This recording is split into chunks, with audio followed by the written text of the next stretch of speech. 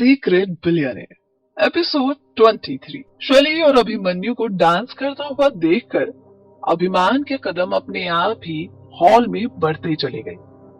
अभिमान ने वेटर की ड्रेस पहनी हुई है, इसीलिए उसे कोई पहचान नहीं पा रहा।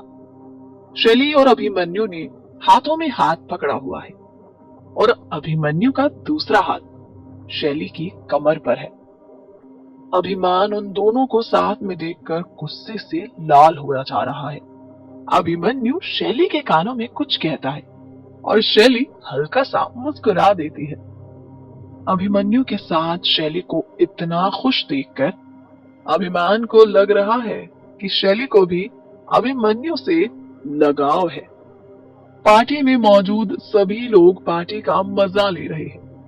तभी अचानक से सीनियर सिंघानिया यानी अभिमन्यु के दद्दू सभी मेहमानों का ध्यान अपनी तरफ खींचते हैं और कहते हैं, लेडीज एंड जेंटलमैन, आज की पार्टी में अपना कीमती वक्त देने के लिए बहुत बहुत शुक्रिया। ये पार्टी आज एक बहुत ही खास मकसद से रखी गई है, क्योंकि आज दुनिया को मालूम होगा सिंघानिया ग्रुप के वारिस के बारे में, यानी इस कंपनी के नए सीईओ के बारे में। फाइनली आज कई महीनों के सस्पेंस के बाद मैं अपने डियरेस्ट पोते को इस कंपनी की बागडोर देने वाला हूँ। दादाजी की बात जैसे ही खत्म हुई, सभी लोग तालियां बजाने लगे।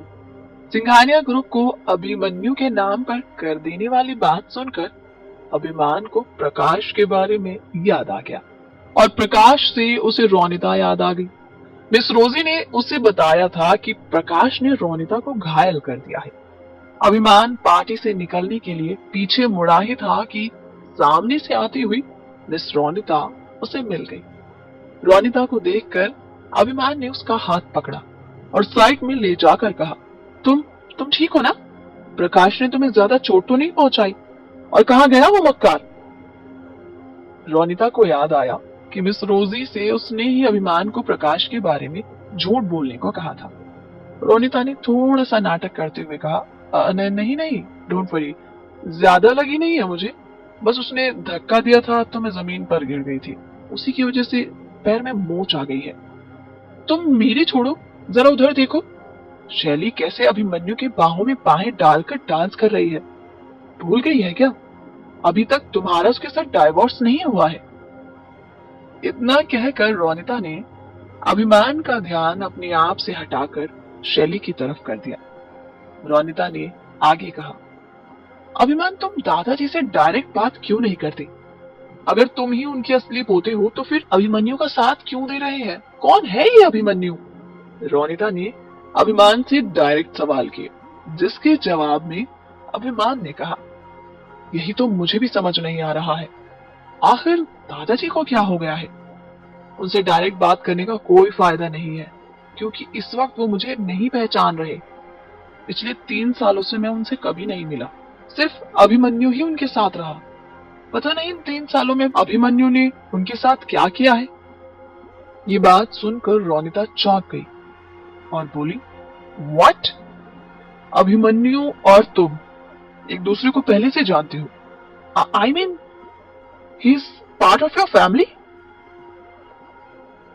रोनिता के सवाल पर अभिमान ने जवाब देते हुए कहा, हाँ, ऐसा ही कुछ समझ लो। रोनिता ये सुनकर हैरान रह गई और बोली, डूड, इसका मतलब वो सिंघानिया ग्रुप को काफी अच्छे से और गहराई से जानता है। अभिमान ने रोनिता की बात का जवाब देते हुए कहा, ऑफ कोर्स, वो सिंघानिया ग्रुप के असली वारिस को गद्दी से उतारकर खुद वहां बैठा है। आप खुद समझ जाओ वो कितना चालाक होगा। अभिमन्यु और शैली अब भी हाथों में हाथ डालकर डांस कर रहे हैं। अभिमन्यु ने शैली से कहा, तो आपका डाइवोर्स कब है? शैली को अभिमन्यु के मुंह से डाइवोर्स वाली बात सुनकर बिल्कुल अच्छा नहीं लगा। उसने हैरानी से पूछा, आपको मेरे डाइवोर्स के बारे में किसने बताया? अभिमन्यु ने जवाब दिया, I am Abhimanyu Singhania madam, और मुझे हर बात की खबर होती है। अभिमन्यु शैली को इम्प्रेस करने के लिए उसके सामने अपनी शेखियां बघा रहा है, लेकिन शैली को ऐसे लोग बिल्कुल पसंद नहीं आते जो अपने मुंह मियां मिट्ठू बनते हैं। ऊपर से अभिमन्यु ने उसकी डाइवोर्स की बात कर दी, जिसके बाद तो शैली का मूड ही खराब हो गया। शैली ने डांस रोक दिया और कुछ बहाना बनाकर अभिमन्यु से दूर चली गई। अभिमन्यु को समझ नहीं आया कि अचानक से शैली को क्या हो गया। शैली को इस तरह से जाते हुए देखकर दादी माँ को भी बहुत बुरा लगा। वो शैली की तरफ बढ़ी और उसे रोकते हुए कहा, शैली, ये क्या बदतमीजी है? मिस्टर अभिमन्यु नाराज हो जाएंगे। शैली ने दादी माँ से कहा, सो व्हाट दादी माँ, वो नाराज हो भी जाए तो मुझे क्या? शैली की बातें सुनकर दादी माँ ने कहा, बेवकूफ लड़की हो तुम, तुम्हारे लिए वो 2 कौड़ी का अभिमान ही ठीक है। तुम अभिमन्यु जैसे बिलियनर को डिजर्व ही नहीं करती। इतना कहकर दादी माँ झुंझलाकर वहां से चली गई। दादी माँ सीधी शैली की मॉम के पास पहुंची और उनसे कहा, शैली को अच्छे से समझा क्यों नहीं देती? उसके ये नखरे नहीं चलने वाले। मिस्टर अभिमन्यु से तो शादी उसे करनी ही होगी। शैली की मॉम को समझ नहीं आया कि आखिर दादी माँ शैली पर इतना ज्यादा गुस्सा किस बात के लिए है। सिंघानिया ग्रुप के मालिक और अभिमन्यु के दादाजी यानी मिस्टर रुद्र सिंघानिया ने पार्टी में आए सभी मेहमानों का ध्यान एक बार फिर अपनी तरफ खींचा। उन्होंने पहले तो सबको अच्छे से वेलकम किया और फिर कहा, आज मैं आपको मेरी पार्टी में मौजूद बहुत खास मेहमानों से मिलवाने वाला हूँ। The Bhalla family Singhania family के बहुत करीब है। मिस्टर सिंघानिया ने भरी महफिल में भल्ला फैमिली का नाम लेकर भल्ला फैमिली की शान ही बढ़ा दी थी। दादी माँ तो खुद पर गरूर करने लगी। सिंघानिया की पार्टी में शहर के बड़े बड़े बिजनेसमैन और पॉलिटिशियंस आए हुए हैं, लेकिन सिर्फ भल्ला फैमिली का नाम लेकर मिस्टर सिंघानिया ने उन्हें सबके सामने हाईलाइट कर दिया। मिस्टर रुद्र सिंघानिया ने आगे कहा, भल्ला फैमिली के साथ मेरा ताल्लुक कोई नया नहीं है, बल्कि बहुत पुराना है। मिस्टर रंजीत भल्ला मेरे बहुत अच्छे दोस्त थे। उनकी ख्वाहिश थी कि भल्ला फैमिली और सिंघानिया फैमिली की दोस्ती रिश्तेदारी में बदल जाए। हमने अपने बच्चों की शादियां भी करानी चाहिए, लेकिन हो नहीं पाई। लेकिन फिर एक उम्मीद जगी और हमने सोचा कि जब हमारे पोता पोती बड़े होंगे तो उनकी शादी हम जरूर कराएंगे। अभी मिस्टर रुद्र सिंघानिया कह ही रहे थे कि शैली की दादी माँ ने बीच में ही उनकी बात को काटते हुए कहा, भाई साहब, जो हो गया उसको तो मैं नहीं बदल सकती, लेकिन हाँ, अपने लेट हस्बैंड की इस ख्वाहिश को मैं जरूर पूरा करूंगी और आपका ये प्रपोजल हमें मंजूर है। लेडीज एंड जेंटलमैन, मैं अपनी पोती शैली भल्ला और मिस्टर सिंघानिया के पोते अभिमन्यु की शादी का ऐलान करती हूँ। दादी माँ इतनी जल्दबाजी में थी कि उन्होंने इतना बड़ा ऐलान करने से पहले ना तो मिस्टर रुद्र सिंघानिया से पूछा, ना शैली से और ना ही उसके पेरेंट्स से। शैली ने जब अपनी और अभिमन्यु की शादी की बात सुनी तो उसको बहुत गुस्सा आया, लेकिन अभिमन्यु के दिल में तो लड्डू फूट रहे थे। उसके तो दिल की बात पूरी हो चुकी थी। मिस्टर रुद्र सिंघानिया ने भी अपनी बात पूरी किए बिना खुशी जाहिर करे शैली की दादी माँ की बातों पर तालियां बजानी शुरू कर दी। अभिमान ये सब होता हुआ नहीं देख सकता, इसीलिए उसने सबके सामने आकर चिल्लाते हुए कहा, आप ऐसा नहीं कर सकती। अभिमान को देखकर शैली और पूरा भल्ला परिवार हैरान रह गया। मिस्टर रुद्र सिंघानिया ने अभिमान को देखा और आगे बढ़कर कहा, तुम कौन हो बरखुरदार? अभिमान ने दादाजी की आंखों में आंखें मिलाते हुए कहा, मैं शैली का हस्बैंड हूँ। अभी उसने मुझे डाइवोर्स नहीं दिया। वैसे तो एक रिश्ता मेरा आपसे भी है, लेकिन यहाँ तो ऐसा लगता है जैसे हर कोई भूल चुका है उसका मुझसे क्या ताल्लुक है। अभिमान ने सबके सामने शैली और उसकी डाइवोर्स की बात की, जो शैली को बिल्कुल अच्छी नहीं लगी। शैली ने अभिमान पर चिल्लाते हुए कहा, तुम्हें बहुत शौक है ना डाइवोर्स लेने का? ठीक है, कल ही जाकर हम डाइवोर्स ले लेंगे।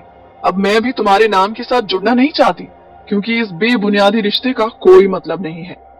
अभिमान को शैली से ऐसे ही किसी जवाब की उम्मीद थी। अभिमान ने शैली से कहा, ऑफ कोर्स, मैं तो भूल ही गया था। तुम भला क्यों डाइवोर्स नहीं दोगी? तुम्हें तो सिंघानिया ग्रुप की इतनी बड़ी जायदाद मिलने वाली है। क्यों? सही कहा ना मैंने? अभिमान ने शैली को इनडायरेक्टली गोल्ड डिगर कह दिया है। ये सुनकर पार्टी में मौजूद हर कोई हैरान रह गया। अभिमान ने आगे कहा, लेकिन मेरी एक बात याद रखना शैली, तुम अपने मकसद में कभी कामयाब नहीं हो पाओगी, क्योंकि जिस शख्स से तुम शादी करके सिंघानिया ग्रुप की मालकिन बनने के सपने देख रही हो ना, वो खुद कुछ दिनों पर सड़कों पर आने वाला है। और ये वादा है मेरा तुमसे।